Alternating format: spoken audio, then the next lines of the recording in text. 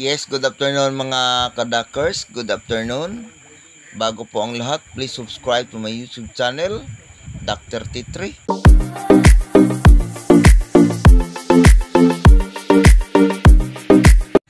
Paki-hit naman ang notification bell upang updated kayo sa mga video ko pang may upload.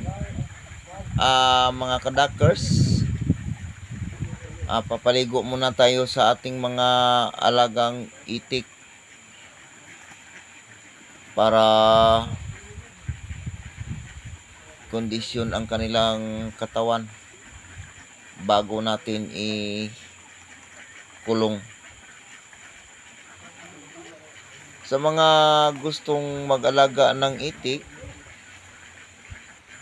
huwag po kayong matakot magsimula mga kadakers.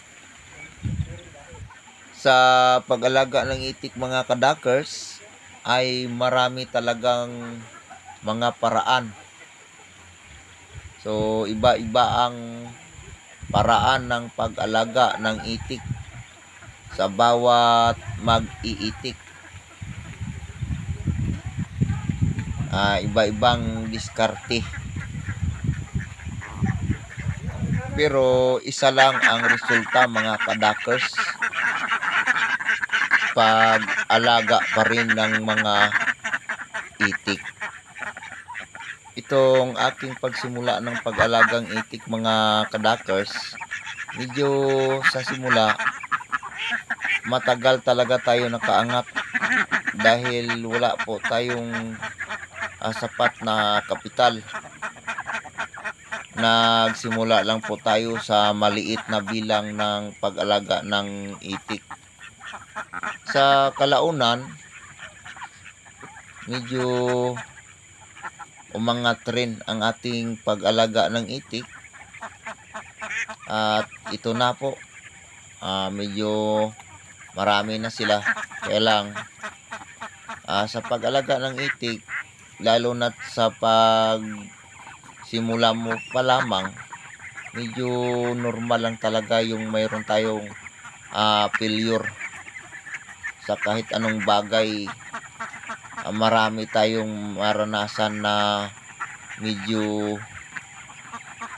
failure, pero huwag tayong mag-alala, patuloy lang, sipag at tiyaga.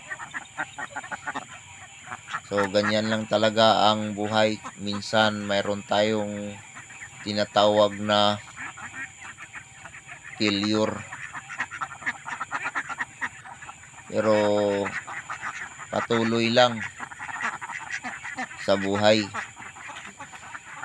So nagsimula na po ang ating mga itik sa pag-itlog mga kadakers. Mayroon na po tayong makukuha na 6 na tray at kalahati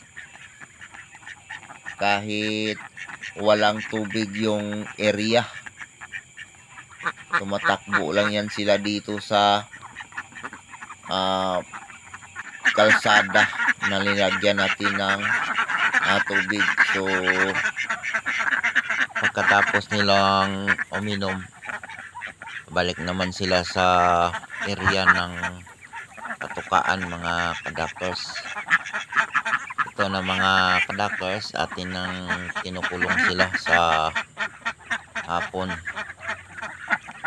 sa kanilang kulungan. Pagdating ng alas 4:30 or alas 5, pwede na natin sila ikulong. At huwag nating lagyan muna ng tubig.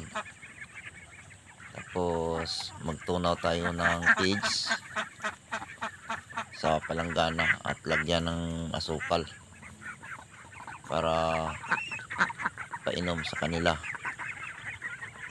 at patuloy ang kanilang pangingitlog kahit wala masyadong tubig sa area.